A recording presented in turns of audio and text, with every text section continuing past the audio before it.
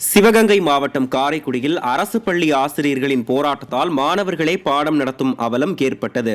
திமுக அரசு வாக்குறுதிகளை நிறைவேற்றாமல் ஏமாற்றி வருவதை கண்டித்தும் கோரிக்கைகளை வலியுறுத்தியும் காரைக்குடியில் அரசு ஊழியர்கள் மற்றும் அரசு ஆசிரியர்கள் பணி நிறுத்தத்தில் ஈடுபட்டனர்.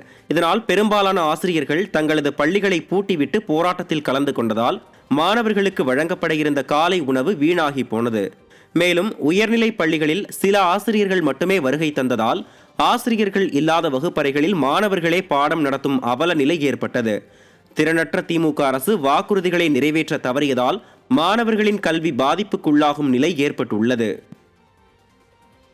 தமிழக பள்ளிக் கல்வித்துறை காலி பணியிடங்களாலும் போதிய இணைய வசதி இன்றியும் அல்லாடி வரும் நிலையில் எம்எஸ் முதல் அப்பா வரை 12 செயலிகளில் தினமும் தரவுகளை பதிவு செய்யும் பணி அதிகரித்து வருவதால் கற்பித்தல் பணி கடுமையாக பாதிக்கப்படுவதாக தலைமை ஆசிரியர் சங்கங்கள் குற்றம் சாட்டியுள்ளன. ஏற்கனவே மாணவர்கள் ஆசிரியர்கள் தொடர்பான ஒட்டுமொத்த தரவுகளும் இடம்பெறும் வகையிலான எம்எஸ் செயலி நடைமுறையில் உள்ளது. இதில் மாணவர்கள் ஆசிரியர்கள் வருகை உட்பட நாள் ஒன்றுக்கு 120க்கும் அதிகமான பதிவேற்றங்களை செய்ய வேண்டியுள்ளது. அத்துடன் பெற்றோர், இல்லம் தேடி கல்வி, போதைப் புழக்கம், மதிய உணவு, காலை உணவு என ஒவ்வொன்றுக்கும் தனித்தனியாக 11 செயலிகள் உள்ளன.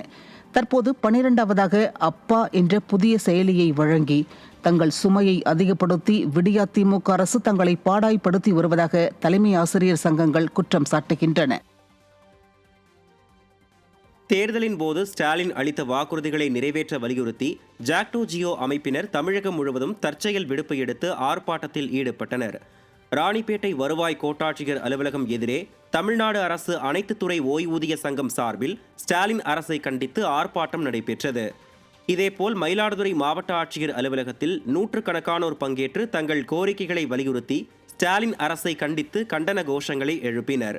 மதுரை மாவட்ட ஆட்சியர் அலுவலகத்தில் பல அம்ச கோரிக்கைகளை வலியுறுத்தி ஸ்டாலின் அரசுக்கு எதிராக கண்டன கோஷம் எழுப்பி ஆர்ப்பாட்டம் நடைபெற்றது. இதேபோல் நெல்லை மாவட்டத்தின் பல்வேறு பகுதிகளில் நடைபெற்ற ஆர்ப்பாட்டம் காரணமாக பெரும்பாலான பள்ளிகள், அலுவலகங்களில் பணிகள் பாதிக்கப்பட்டன.